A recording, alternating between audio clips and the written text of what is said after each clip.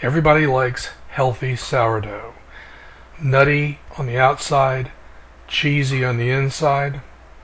This video gives you a brief recipe on how to make it based upon traditional techniques. Why is sourdough bread so healthy? First, it's much higher in protein than other breads. It has a lower glycemic index. No sugar or chemicals are used in preparing it. And lastly, the probiotic nature of the many species used to ferment it. What is levain? This is the French word for leavening or sourdough, and it is made of many species of microorganisms. This recipe takes less than 30 minutes of working time, but may take over 12 hours, including the time necessary to ferment or rise the dough. The first step is to hydrate 3 cups of bread flour with about 2 cups of filtered water. Also, at this time, we'll regrow the sourdough starter, which has been stored in the refrigerator. Sourdough starter will stay good for years in your refrigerator. To keep it alive, just feed it a little bit, a teaspoon of flour and water every month or so, and it will stay good for years. You can buy sourdough starter online, or you can make your own. So when it comes time to bake, you want to feed your sourdough starter, which is usually stored, leave about 1 inch at the bottom.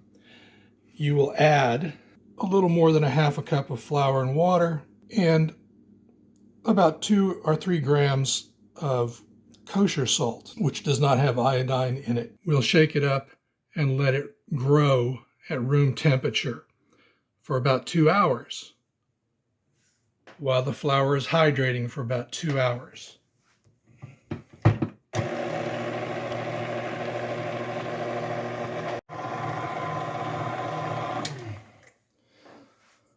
So this is very wet, almost like a batter. We'll let this sit for 2 hours. We'll also let the newly mixed sourdough starter grow for 2 hours. It's 2 hours later, and our hydrated flour is now nice and stringy and sort of plastic. The sourdough starter has bubbles in it, and it's grown in size. So we'll do 2 things. We'll add most of it to our hydrated flour. We'll add 1/2 cup of flour more to account for the liquids from the sourdough starter, and 12 grams of kosher salt. And we'll mix again and then wait for 2 more hours. And the remains of the sourdough starter go back in the refrigerator. Now, 2 hours later, and notice how glossy the dough has become. Bubbles are forming throughout and breaking the surface. It's extremely stringy and plastic. This plasticity is what gives sourdough bread its bubbly Swiss cheese-like character. The plastic-like chains of gluten are formed by the combination of chemicals in the flour with water. What you want to do before you remove the dough and put it on the breadboard is to make sure it's got the right amount of flour. And what that means is when you knead it or mix it, it starts pulling away from the edges of the bowl. And that's exactly what we want. So if it's not doing that, add incrementally more flour until this happens. Then flour the breadboard heavily like that, and deposit the dough out on the breadboard. And do a first knead by lifting and folding, and then we'll let it sit here for another 2 hours.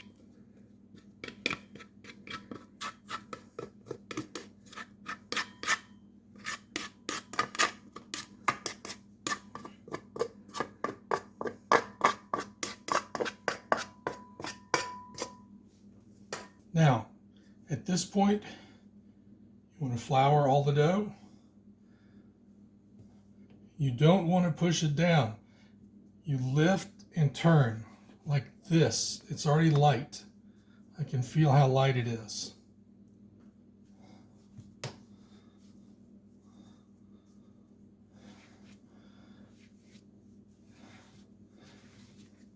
Then form it into a ball like this so that it has a nice skin on the surface. Flour it one more time. And then cover it. You can use a bowl or some kind of cover like this and leave it sit for another 2 hours.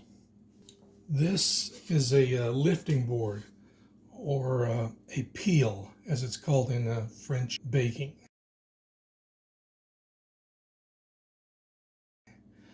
I made this one out of cedar, but you can use pretty much anything.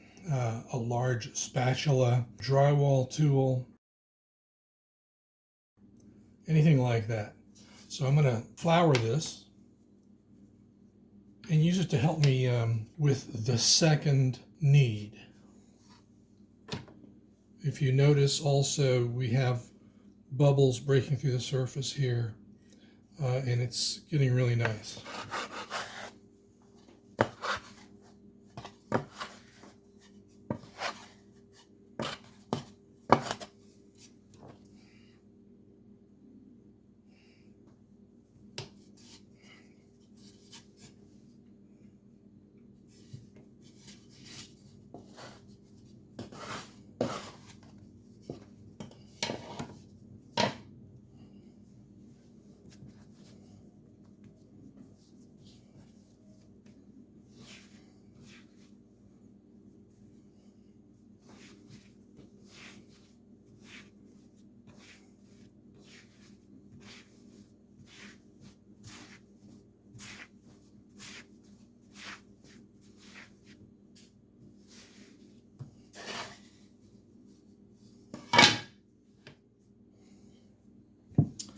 And then we'll wait for the third and last knead. And this is the third and last knead.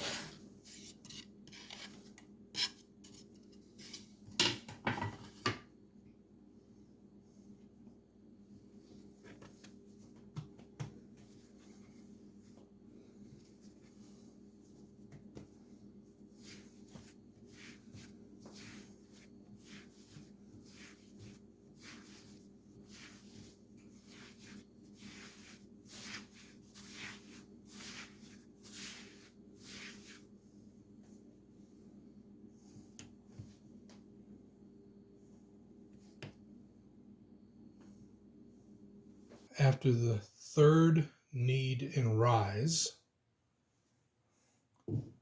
we're ready to make our loaf, let it proof, and bake it. I could have one large loaf or 2 round ones.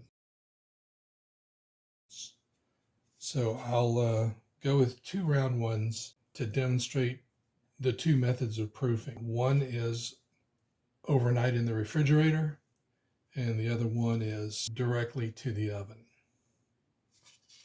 So let's cut this in half.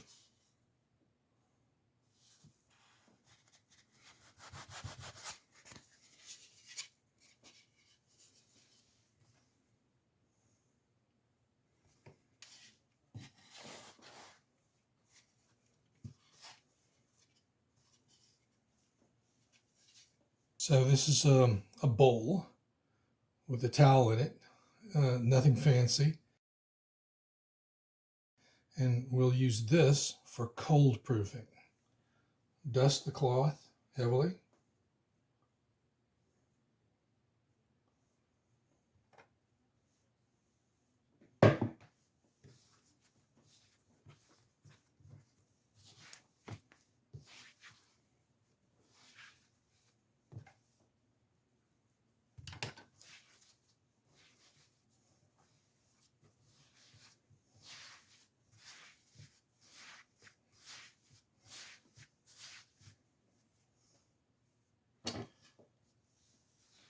Form a final ball and place it upside down.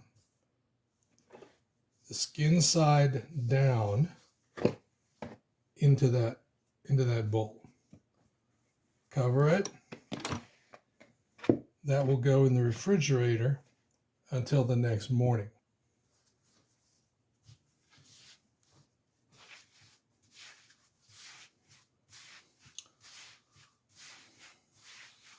This other one will do a final proof in its intended shape for about 2 hours and then bake it. The last proof is complete, so we're ready to bake. You'll need to set your oven at 450 degrees. You'll need a covered baking dish. This not only heats the bread very quickly, but also it keeps moisture in. You'll need a spray bottle with water and a razor blade of some kind to score the top of the bread. You want to preheat the baking pan.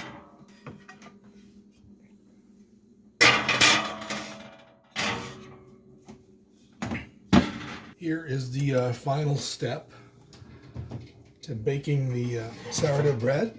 We take out the hot preheated baking pan, and then final dusting, and then dust our lifting boards, and using 2 lifting boards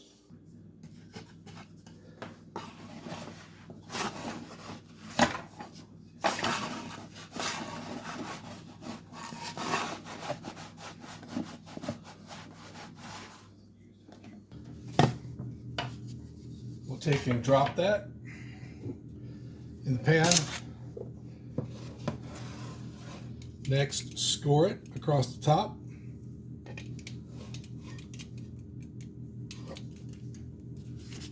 Then spray.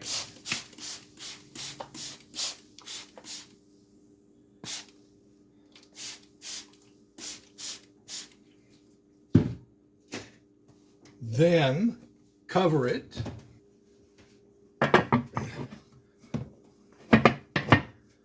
and put it in the oven. It'll stay there for 15 minutes covered. Then we'll uncover it and finish it with another 20 minutes. We're about halfway done. We'll uncover it and put it back in for another 15.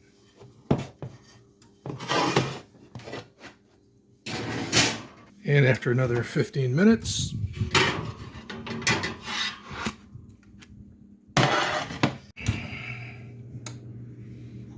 now in the cold proofing method, the dough is left to rise or ferment in the refrigerator overnight.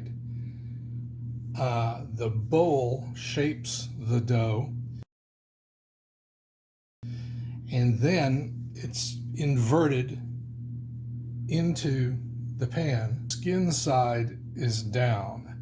So in theory, you're left with the skin side up in the pan. And again, you're not touching the dough. You're not compressing it.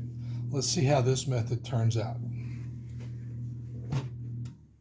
You can see it's formed kind of nicely.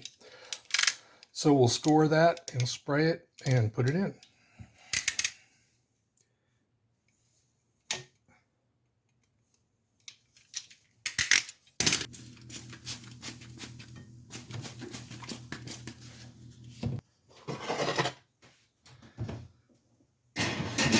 After 15 minutes,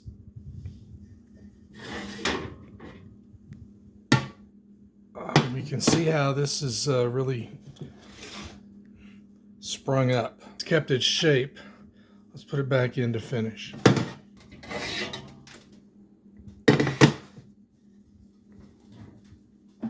Well, this is the normal proofing method and the cold proofing method. I'd say that maybe the cold proofing method is better suited for a commercial bakery. This came out really nice. It has that beautiful orange color to it, smooth, glossy texture. So I like this. I hope this recipe works for you. It's getting more difficult and expensive to find good store-bought sourdough bread. I will tell you, you may want to make several loaves, slice it and freeze it. That works pretty good. Also be on the lookout for my next video where I show how to make your own wild sourdough starter. Happy baking!